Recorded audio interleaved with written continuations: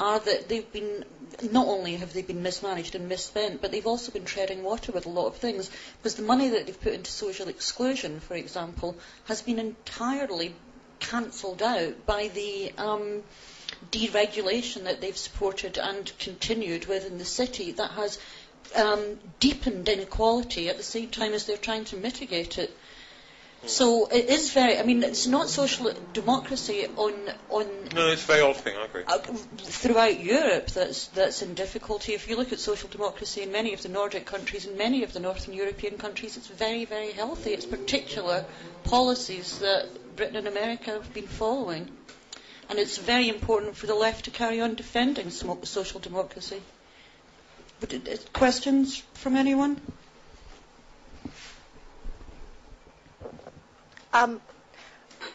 It seems to me that one of the sort of central arguments tonight has been about how much we understand the threat from Islamic fundamentalism. There's obviously been this debate about, but we're just talking about the far left, we're just talking about the SWP and the fact that they don't understand. And I just want to sort of bring sort of a personal experience in, which was at Manchester University when I was at the Students' Union. I was on the Student Union exec, and our Islamic society was taken over by really extremist people who were involved in organisations like Hizb ut-Tahrir. And the reason why I raise this is because I was a member of the Labour Club, and we suddenly stared in the face this threat that we didn't understand. We were people, my generation, brought up to believe in multiculturalism, and there we were, confronted by people we didn't understand, and we damn well had to understand very, very quickly who they were. They did not believe in what we believed in. They did not believe in democracy. They did not believe in pluralism. They didn't believe in the student union. And so I think that while we sit here and we talk about, is it just about the SWP, is it just about the far left, up and down the country, on student campuses, these debates are playing out. Student unions on the whole are, have been dominated by the left, and those students who are involved in student politics are confronting these people because, a lot of student unions have got real problems with Islamic fundamentalism. So all I'm saying to you is that at the kind of grassroots, if you like, of politics, lots of students are confronting this on a day-to-day level. So therefore, it is a much bigger problem than just talking about George Galloway, just talking about the SWP. These arguments, these dilemmas are being played out, and I sure as hell had to grow up very, very fast, and it, in a way, it was an extraordinary political experience for me and for my peers, because we had to, it helped me certainly to shape my politics and my left-wing beliefs, because I had to stare in the face who these people were and what they believed in, and therefore that's why it's been a fascinating debate today, but I can assure you that this debate is happening on student campuses around the country, and it's sure as hell happened in Manchester. Yes, it's absolutely true that campuses are targeted, and that's why it really is important that we do have to fully understand the complexities of what's going on in the Muslim world. The reformist movements, the traditionalist movements, there are all kinds of them.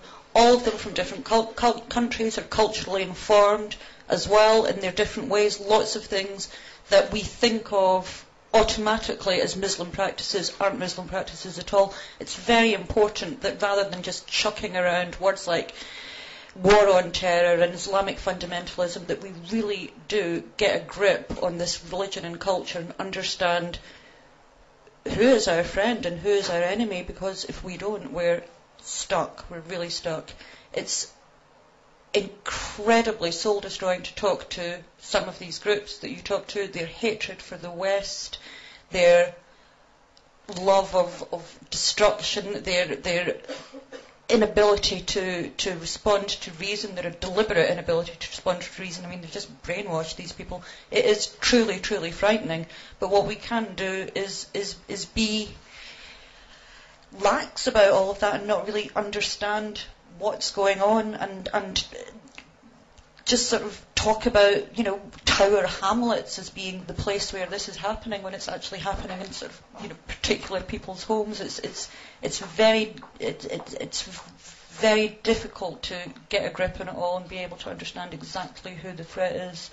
And that's the main thing that we have to do, is to be armed with knowledge. Nick? Yeah, well, I mean, I've spent the whole evening saying it's not just George Galloway, it's not just the SWP. I mean, that's if you like the... Yes, you're right. Okay. But, one thing I'm interested in with this book is I've done website, I've got a website, and you can email me the address. An awful lot of emails from students and people in student unions, who are having to cope with the kind of things you cope with, and have sort of been. I was interested to say you say it's the most political experience you've had, are becoming politicised and thinking things through. I mean, I think it's in some ways we've lost the concept to fight groups like that, because one thing I don't like going on about multiculturalism, because multiculturalism is a perfectly good thing within reason, but it does cut people's legs from underneath them a bit, and people are having to think again quite hard. I'm glad to hear you're doing it, and your colleagues are as well. Yeah. Hi. First of all, I bought your book today, so my apologies, I haven't read it yet. Sorry? I paid for it myself. As long as you bought it, that's the main thing. I bought it, yeah. I bought it in Waterstones in Trafalgar Square, and I paid for it myself. First of all, I'd like to issue a thank you. It's a tough life at the top. I'd like to say thank you for your columns in the Observer on the war of the last 3 years. It made me feel like I wasn't alone. And on the question about why it's happened, I think it's to do with the fact that Liberals in Britain and most of the British people are actually quite nice people. And it's not very polite. It's like if you go to a dinner party in Britain and you don't know the third couple there, you don't talk about politics if you don't know them well, because it's not polite, is it? And I think that's partly what's happening. And we like to be nice to people. We gave house room to Marx and Lenin when they were planning their own revolution, and there's been books written about the rise of London is stand by a very strange woman, but nonetheless it's been written. So I think that's where we're kind of sleepwalking into it, and it's because we're tolerant people. And the time's come to wake up, because they don't, as the person on my left said, they don't share our values. And but as for the prescription, the prognosis, I don't know. I mean, I'm interested in the analysis you constantly write about. I just don't see any solutions. I'm surrounded by a sea of people who think it's okay to turn the other way and turn a blind eye. I mean, just to see Anne Clewy talking about the Kurds is to be moved. But we're also very clubbish in Britain. People are quite happy, or used to be quite happy, of different clubs, different types of people, and you didn't interfere, and all of that. Well,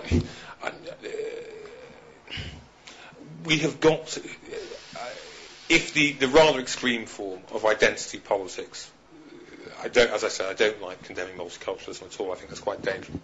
Of identity politics has just got to be. I think it's just got to be broken down, replaced with real politics, and real politics where you don't think you're being somehow racist to say that Hizb ut-Tahrir or the Brotherhood or Jamaat are extreme right-wing groups. For God's sake, they make it easy enough for you to do it. It's not that they're trying to hide anything from you, and you oppose them the same way you oppose the BNP, and you form alliances against them the same way people on the left would oppose the BNP. But I mean, it is still quite difficult to say. I mean, if a journalist here were to go on air and just say the extreme right wing Hizb ut-Tahrir, people, his or her editors might just sort of blanch a bit. But I mean, I think it depends. Sorry, good. I'm glad to hear it. But I mean, it's breaking that down. It's getting some real politics into all of that. And so you fell for yourself a little bit, because you said in France, you set France aside from us in terms of tolerance of these people. Now, in France, they said if you go to a state school which gets state money, you obey the rules, and we're a secular state, and you don't wear a veil.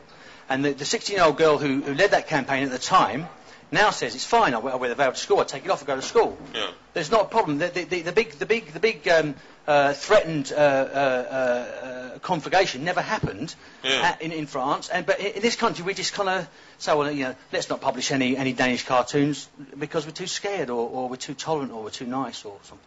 Well, I think that will change.